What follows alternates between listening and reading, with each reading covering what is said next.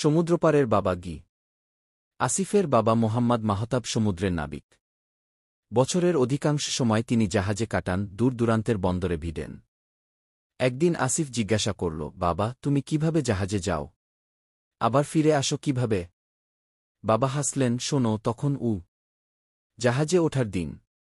একটি phone call পেয়ে বাবা জানলেন এবারের জাহাজ দুবাই বন্দরে অপেক্ষা করছে।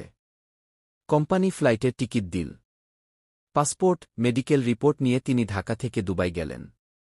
সেখানে জাহাজের এজেন্ট তাকে নিয়ে গেলেন বন্দরে।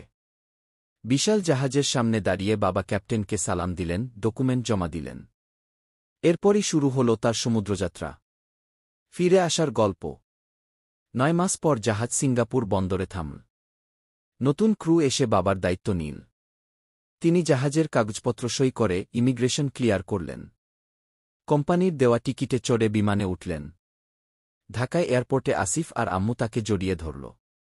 বাবার ব্যাগে ছিল জাপানের চকলেট, দক্ষিণ আফ্রিকার ডাকটিকিট, সমুদ্রের গল্প ভরা উপহার।